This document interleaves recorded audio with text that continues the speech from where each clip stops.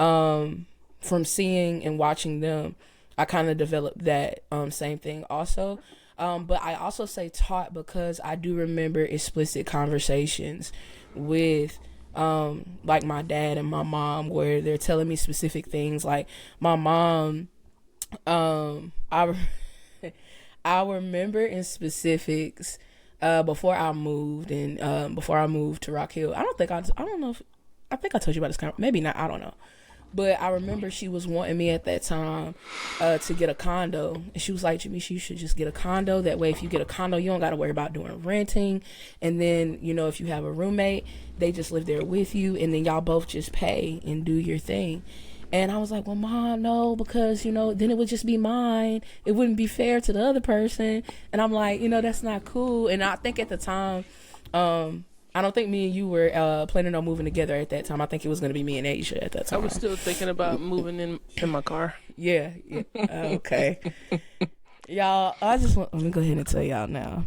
Though Kayla is saying that, and though Kayla at that time especially was super stubborn, her people would have not been okay with that. Mine would have not. Have known. What are you talking about? They would have known. Oh, no, they would have known. After the fact. They would have known.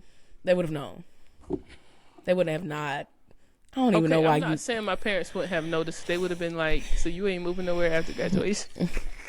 They gonna ask questions. They would have known you, and you would have got fussed out. This would have I'm sure. And then my daddy would have made me come home, and I'm like, Then I had to resist, and we would have been talking. See, the Lord knew. But no. So, but I remember her saying that, and I mean now in hindsight, I mean it would have made sense because I mean then at that point we wouldn't have to worry about rent and stuff like that. Whatever said amount would have been set. Whatever, however, would have happened, and it would have been fine. Buying property at that time would have been a great idea. Absolutely, because that we're talking circa 2018, right?